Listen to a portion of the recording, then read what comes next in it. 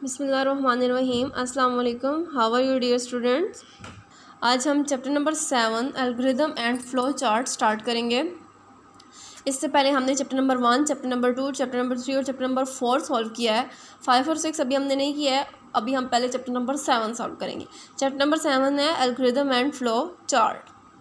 First topic है हमारा programming. A computer can process information, but it cannot solve problems on its own. It needs clear instruction. A program is a set of instructions that tell a computer how to perform a task. Programs are written by people called programmer. Programs are stored in the memory of computer. The computer follows these programs to process information. Program basically है क्या? Program is set of instruction that tell a computer how to perform a task. क्या है कि एक set of instruction है जो computer को बताती है कि उसने किस तरीके से काम करना है। बेसिकली आपके पास जो भी चीज़ है जिसके पीछे प्रोग्रामिंग हुई है, बेसिकली वो हमारे पास क्या है? कंप्यूटर है। मोबाइल आप देख लें, वो भी उसके अंदर भी जितना काम हुआ है वो प्रोग्रामिंग के ज़रिए ही हुआ है, इसलिए हम आज उसे यूज़ कर रहे हैं। प्रोग्राम स्टोर होते हैं कंप्यूटर की मेमोरी के अंदर। ये कंप्यूटर को बताते हैं कि उन्होंने किस तरीके से काम जो है परफॉर्म करना है। सिस्टम सॉफ्टवेयर, एप्लीकेशन सॉफ्टवेयर, जितना भी आपने पढ़ा है क्या है? ये प्रोग्रामिंग ही है। बेसिकली कंप्यूटर बेसिकली है ही प्रोग्रामिंग, और जो भी चीज़ प्रोग्रामिंग से बनी है उसे हम कंप्यूटर का नाम देते हैं। चाहे वो बड़े से बड़ा कोई कंप्यूटर है या छोटे से छोटा मोबाइल की शक्ल में कुछ भी, कैलकुलेटर को भी हम कंप्यूटर ही कहेंगे क्योंकि उसमें भी प्रोग्रामिंग की गई है। नेक्स्ट हमारे पास टॉपिक है how program are create. Program कैसे क्रिएट किया जाता है? Computer process information in binary language.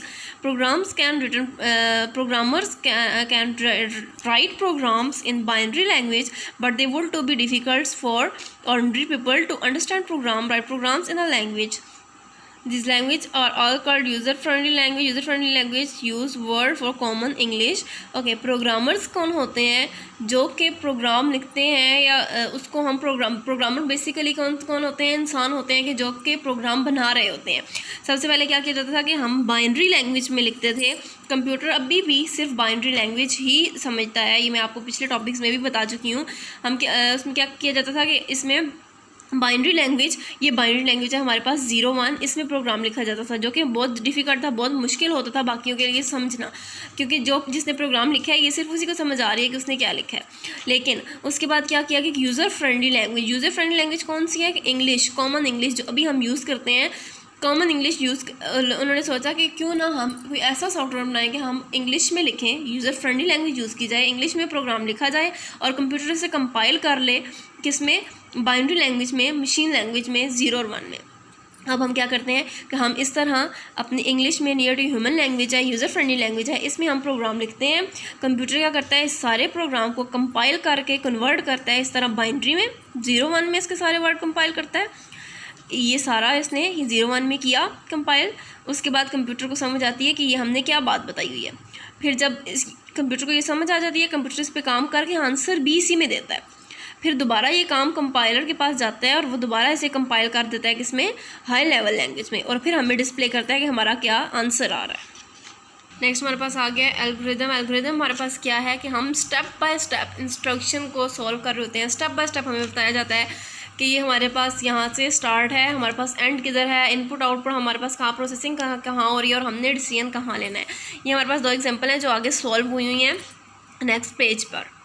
Algorithm में हम step by step instructions are used to understand the program need to write each instruction carefully to create accurate program. Okay, क्या कहते हैं? Step by step instruction are easy to understand, easy होती है समझने के लिए, और program need to write each instruction carefully, programmers के लिए ज़रूरी होता है कि वो हर इंस्ट्रक्शन को केयरफुली लिखें, क्योंकि अगर बीच में एक भी मिस्टेक आ गई तो हमारा प्रोग्राम रन या कंपाइल नहीं करेगा, उसमें हमारे पास एरर आ जाएगा। एल्गोरिदम में क्या होता है कि हमने स्टेप बाय स्टेप जो भी हम लिख रहे हैं वो हमारे लिए ज़रूरी है कि वो बिल्कुल एक्यूरेट हो। फ्लो चार्ट में हमें ये बताया जाता है कि हमारे पास एंड कहाँ से हो रहा है, स्टार्ट कहाँ से हो रहा है, और सारे सिंबल्स वगैरह वो हम नेक्स्ट टॉपिक में पढ़ेंगे। नेक्स्ट हमारे पास आ जाता है फ्लो चार्ट बेसिकली क्या है? फ्लो चार्ट का अगर आप सिंबल देखें, ये हमारे पास प्रॉपर एक किस्म का यही समझ लें कि ये फ्लो चार्ट हमें डिस्क्राइब किया गया है। फ्लो चार्ट में क्या होता है कि एंड स्टार्ट सिंबल ये है, इनपुट आउटपुट सिंबल हमारे पास ये है, प्रोसेसिंग सिंबल हमारे पास ये है, और डिसीजन सिंबल हमारे पास ये है। जब हम प्रोग्राम सॉल्व करेंगे तो आपको प्रॉपर तरीके से समझ आ जाएगी कि इसको हम किस तरीके से और किधर यूज़ करेंगे। नेक्स्ट पेज पर अगर आप देखें तो हमें ये प्रोग्राम सॉल्व करने के लिए दिया हुआ है। एरर्स अगर देखें, अगर इसमें कहीं भी एरर आ जाता है तो आपको ये भी बताया कि अगर एरर आ जाएगा तो हम कहाँ जाएंगे, अगर यहाँ से हमारे पास करेक्ट नहीं होगा येस और नो पे हम यहाँ सारा काम करेंगे। फर्स्ट एग्जांपल हम देख लेते हैं। क्या कह रहे हैं कि add the number 13 and 7, add करें 13 और 7 को। स्टार्ट लिया हमने, स्टार्ट के बाद इनपुट हमारे पास क्या है 13 और उसके बाद एक और इनपुट है वो हमारे पास क्या है 7। इनपुट और आउटपुट के लिए हम ये सिंबल यूज़ करेंगे, ठीक है।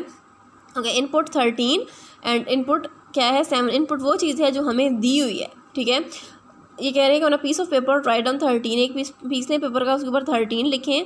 Right 7 under 3 in ones column, add 3 and 7, carry 1 to the tens column, write 0 in the ones column in the answer row, add 1 and 1, write 2 in the tens column in the answer row। ये हमें proper बताया हुआ है कि हमने किस तरह इन दोनों को प्लस करना है, एडिशन करना बताई हुई है। ये मुझे नहीं लगता समझाने की ज़रूरत है कि हम वंस और टेंस कॉलम में ही लिखते हैं, 13 लिखेंगे 7 लिखेंगे, इन दोनों को ऐड करेंगे, जो आंसर आएगा टेंस कॉलम में जाएगी एक वैल्यू, उसको दोनों को ऐड करेंगे तो हमारे पास एक प्रॉपर आंसर आ जाएगा। उसके बाद क्या कह रहे हैं देखेंगे, ऐड वंस कॉलम। जब हम देखें, मैं आपको यहाँ ही करके बताती हूँ, वंस और टेंस को अगर ले लेते, यहाँ अगर 13 और यहाँ 7 लिखें तो ये पहले वंस कॉलम है। इस कह रहे हैं कि ऐड वंस कॉलम, पहले वंस कॉलम को ऐड करें, 7 में 3 प्लस करें, 10 आ जाएगा, 0 और इट्स हियर, ठीक है। उसके बाद क्या कह रहे हैं कि आंसर इज़ ग्रेटर देन 9, कि आंसर अगर ग्रेटर आया 9 से तो तब आप क्या करें, carry digit to the tens column, तो उसकी एक डिजिट कैरी कर दें टेंस कॉलम को। जिस तरह हमारे पास इधर 10 आया था, 9 से ग्रेटर आंसर था, तो हमने कैरी डिजिट किधर किया, टेंस कॉलम पर। और अगर अगर आंसर ग्रेटर नहीं है 9 से तो उसके बाद आप सिंपल टेंस कॉलम को ऐड करें। लेकिन हमारा क्या था, ग्रेटर था, तो हमने एक 1 डिजिट इधर देखें, ये हमारे पास टेंस कॉलम में आ गया। अब हम इन दोनों को ऐड करेंगे, 1 और 1 2, तो ये हमारे पास 2 आ गया। आउटपुट हमारे पास क्या आ गई, 13 में प्लस करना था 7, हमारे पास आउटपुट 20 आ गई है। ये हमारा प्रोग्राम यहाँ पर एंड हो गया। Next page number 79 paper same इसी तरीके से है, लेकिन इसमें क्या करना है कि माइनस करना है। ये प्रोग्राम आप खुद सॉल्व करेंगे अपनी नीट कॉपीज़ पर। बुक से कोशिश करें कि ना ही देखें। मैंने अभी आपको जैसे सॉल्व करवाया है बिल्कुल इसी तरीके से सॉल्व होगा, लेकिन उसमें क्या किया था, हमने ऐड किया था, इसमें आपने क्या करना है, सब्ट्रैक्ट करना है, माइनस करना है। If then statement, if then statement क्या है, if then statement consist of 2 part, ये 2 पार्ट पर कंसिस्ट करती है। It tell us what the condition, पहले तो ये बताती है कि हमारे पास कंडीशन क्या है, then tell us what to do if the condition is true. अगर कंडीशन ट्रू है तो क्या करना है, if the condition is not true, अगर कंडीशन ट्रू नहीं है, if we automatically continue doing what we are doing previously, तो हम ऑटोमेटिकली वही काम करेंगे जो हम पीछे काम कर रहे थे। अगर कंडीशन ट्रू है तो आगे बढ़ते जाएंगे, जहाँ ही कंडीशन हमारी फॉल्स हुई हम वहाँ पर रुक जाएंगे। एंड एग्जांपल दी हुई है कि हम अगर चेक करते हैं होमवर्क डायरी, हमें होमवर्क मिला हुआ है, हम काम करना स्टार्ट कर देंगे। Answer the first question, answer करेंगे, लिखेंगे फर्स्ट क्वेश्चन का। If all the question have been answer then start pack up, अगर सारे हमारे क्वेश्चन हो गए हैं तो हम पैकअप कर लेंगे, अगर नहीं हुए हैं तो हम नेक्स्ट होमवर्क क्वेश्चन स्टार्ट कर देंगे।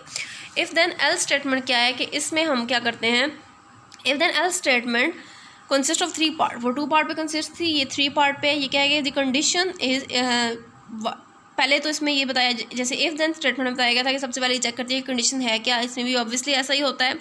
उसके बाद क्या कर रहे हैं कि then it tell us what to do if the condition is true, उसमें भी यही था कि हमने ये, अगर कंडीशन ट्रू हो जाती है तो उसके बाद हमने क्या करना है, इसमें भी सेकंड यही है कि अगर कंडीशन ट्रू हो जाती है तो उसके बाद क्या करना है। It's also tell us what to do if the condition is not true. Okay, इसके बाद ये बताता है कि अगर कंडीशन ट्रू नहीं है तो उसके बाद हमने क्या करना है।